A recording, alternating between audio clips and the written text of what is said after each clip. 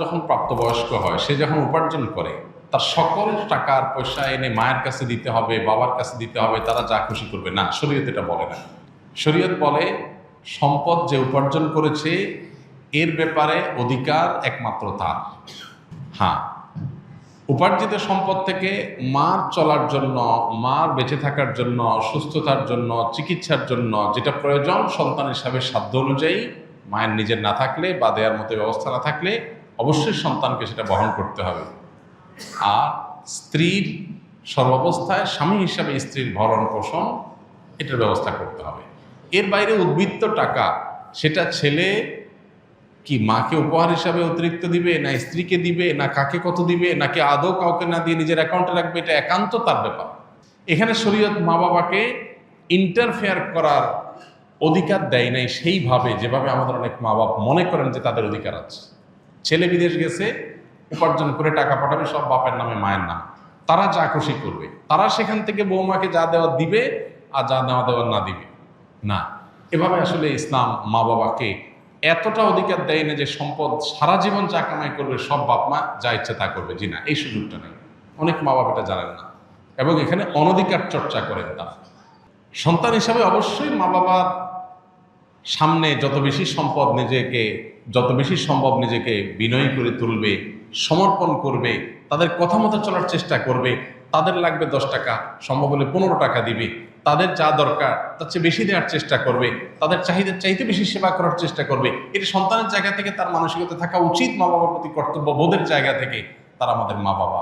আল্লাহর পরে তাদের সদাচরণ করার গুরুত্ব সবচেয়ে বেশি আল্লাহ বলদের পরে, অতএব সেটা খেয়াল রাখবে। কিন্তু মা বাবা এর মানে এই না যে সব কিছু মা বাপ নিয়ন্ত্রণ করবে। জি না, এখান থেকেই সংসারে অশান্তিটা শুরু। মা বাপ জানে না তাদের অধিকারের রূপরেখা কি এবং কতটুকু সীমানা আছে। এর বাইরে তারা মা বাপ হিসাবেও অধিকার চর্চা করতে পারে না বা তাদের ক্ষমতা তারা জাহির করতে পারে না। এটা আমাদের সমাজে জানাশোনা নেই। এই জায়গা থেকে সমস্যাগুলো তৈরি হয়। একটা হাদিস আছে, সেখান থেকে কিছুটা অনেকে ভুল বোঝেন। হাদিসটার হলো এই, নবী সাল্লাল্লাহু আলাইহি ওয়াসাল্লাম বলেছেন, আনতা ওয়া মালুকা লি আবিক, তুমি এবং তোমার যাবতীয় এবং সমুদয় সহায় সম্পদ সব তোমার বাপের, মায়ের, বাবা মায়ের। এই হাদিসের মানে অনেকে মনে করেন যে কেউ যা কামাই করবে সারা জীবন যত কিছু করবে সব বাপ মার। জি না, এই হাদিসের ব্যাখ্যা হলো তুমি তোমার উপার্জিত সম্পদ এখানে তোমার বাপ মার, অর্থাৎ তাদের খরচ খরচার জন্য যতটুকু দরকার ততটুকু তোমার এখান থেকে নেওয়ার অধিকার তাদের আছে। এখানে সমুদয় সম্পদ বোঝানো হয় নাই। যদি সমুদয় সম্পদ বোঝানো হতো তাহলে জাকাত তো বাপমার উপরে বর্তাইত, ছেলের উপরে বর্তাইত না। কারণ সম্পদ যদি একজনের হয়, জাকাত তো আরেকজনের উপরে বর্তাবে না। এরকম আরো বহু প্রশ্ন তৈরি হবে। এই জন্য এই হাদিসটার ব্যাখ্যা আমরা অনেকে ভুল বুঝি এবং এর ফলশ্রুতিতে অনেক মা বাপ একটু বাড়াবাড়ি করেন, সীমালঙ্ঘন করেন এবং সেক্ষেত্রে স্ত্রীর সাথে ছেলের দূরত্ব তৈরি হয়। তো এগুলো আমাদের ব্যালেন্স করতে হবে। এবং একইভাবে আপনার সম্পদের ব্যাপারে স্ত্রীরও এই মানসিকতা থাকতে হবে যে স্বামী তার উপার্জন করার পর আমার ভরণ পোষণ ঠিকঠাক মতো দিচ্ছেন কিনা। যদি দেন, এরপর বাকি সম্পদ তিনি কি করবেন, তিনি কি তার মাকে দিয়ে দিচ্ছে অতিরিক্তটা, না ভাইকে দিয়ে দিচ্ছে, বোনকে দিয়ে দিচ্ছে, এটা একান্ত তার ব্যাপার। আমার এটা নিয়ে মাথা ঘামানোর দরকার নাই, হেডেক নেওয়ার দরকার নেই। বেশিরভাগ মহিলাই অহেতুক পেরেশানি করে নিজেও কষ্ট পায়, সংসারটাকে অশান্তি করে। আমার পরিচিত এরকম আত্মীয় স্বজনের ভিতরে এরকম মেয়েদের কথা জানি যে স্বামী লক্ষ লক্ষ টাকা ধরা খাচ্ছে, কোথাও কাউকে দিয়ে দিচ্ছে, কোনো ভাবনা নেই। আমার তো এটা দেখার দরকার নেই। আমার দেখা দরকার হলো যে আমার ছেলে মেয়ে এবং আমার ভরণ পোষণের ব্যবস্থা সে করছে কিনা। সেটা যদি সে না করে, আমার অধিকার যদি সে খর্ব করে, সেগুলোও যদি সে মানুষকে দিয়ে দেয়, তাহলে অবশ্যই আমি সেখানে দাবি তুলব, যথাযথ নিয়মে আমি আর্গুমেন্ট করব। কিন্তু আমি আমারটা যথাযথ পাচ্ছি, আর দরকারটা কি? বেশিরভাগ মহিলারা স্বামীকে চায় কবজার ভিতরে আনতে, কন্ট্রোলের ভিতরে আনতে, যে আমার কথা উঠবা, আমার কথা বসবা, আমার কথা এদিক ঘুরাবা, আবার এদিক ঘাড় ফিরাবা। এই যে স্বামীকে গোলাম বানাতে চায়, এটা আরেক সমস্যা। তাহলে একদিক থেকে মা বাপের সমস্যা, আরেক দিক থেকে বইয়ের সমস্যা। এই সমস্যাটা কেন হয়? কারণ তার কতটুকু অধিকার আছে এটা সে জানে না। তার যতটুকু অধিকার আছে তিনি তার চাইতে আরো বেশি খাটাইতে চেষ্টা করেন। এটাই হলো একটা ভুলের জায়গা। দাম্পত্য জীবনের সুখ শান্তির জন্য এই জিনিসগুলো অনেক গুরুত্বপূর্ণ। এই জন্য বিয়ের আগে ট্রেনিং হওয়া দরকার।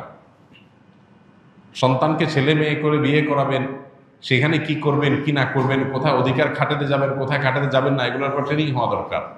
আমার অনেক দিনের স্বপ্ন ইনশাআল্লাহ এরকম একটা ট্রেনিং ডেভেলপ করার, যে বিবাহ ইচ্ছুক ছেলে মেয়েরা এই ট্রেনিং করবে। ডে লং ট্রেনিং হবে, পাওয়ার পয়েন্ট প্রেজেন্টেশন হবে, যে তারা দাম্পত্য জীবনকে সুখী করবার জন্য তাদের কোন কোন পলিসি পদ্ধতি অবলম্বন করতে হবে, চ্যালেঞ্জগুলো কীভাবে ওভারকাম করবে, এই সব বিষয়গুলো থাকবে ইনশাআল্লাহ। খুব শীঘ্রই আমরা এটা হয়তো ঘোষণায় যাব এবং এই ট্রেনিংটা শুরু করব। তো আমাদের বাসা বাড়িতে যে অশান্তিগুলো আছে, যে কলহগুলো আছে, আল্লাহ তাআলা সেগুলোকে দূর করার তৌফিক দান করুন। সবাইকে যার যার অধিকার, সবাইকে যার যার করণীয়গুলো আদায় করার তৌফিক দান করুন। আমাদের বোনদের যারা স্ত্রী হয়ে কোথাও কারোর সংসারে আছেন, কারোর সাথে দিনাতিপাত করছেন, সেখানে নিজের অধিকারের চাইতে বেশি অধিকার খাটানোর চেষ্টা তার করা যেমন উচিত নয়, ঠিক একইভাবে মায়েদের বাবাদেরও উচিত নয় সন্তানের সম্পদ এবং উপার্জন করে অতিরিক্ত মাথা ঘামা। কোনো ছেলে বউয়ের পিছনে টাকা একটু বেশি খরচ করে, একটু বউ পাগল বেশি হয়।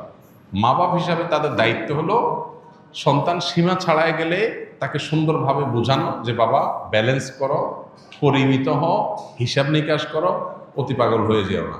এরপর যদি দেখা যায় যে না ছেলে ভুল বোঝে বা বৌমা ভুল বোঝে, তো বাপ মা হিসাবে তারা তাদেরটা পাচ্ছে কিনা তারা দেখবে, বাকিটা নিয়ে মাথা ব্যথা করবে না, বরং আল্লাহর পরে হাওয়ালা করে দিবে। কারণ বিয়ের পর বিশেষ করে কয়েক বছর পর্যন্ত, একটা নির্দিষ্ট সময় পর্যন্ত এই পাগলামিগুলো ছেলেরা করে। এরপর আস্তে আস্তে হুঁশ ফিরে আসে, মাথায় ব্যালেন্স হয়, তখন সে আর আগের মতো পাগলামি করে না। তো এই টাইমটাতে মা বাবার সহযোগিতা করতে হয়, হেল্প করতে হয়। মা বাবা এখানে এসে জোর খাটাতে গিয়া অশান্তি সৃষ্টি করে দিলে এই যে পলাশ সাহার মতো ঘটনাগুলো ঘটে, এই ঘটনাগুলো যেন আমাদের পরিবারে না ঘটে, আল্লাহ আমাদের মা বাবাদেরকে এবং স্ত্রীদেরকে সবাইকে যার যার দায়িত্ব কর্তব্যের সীমা রেখাটা বোঝার তৌফিক দান করুন।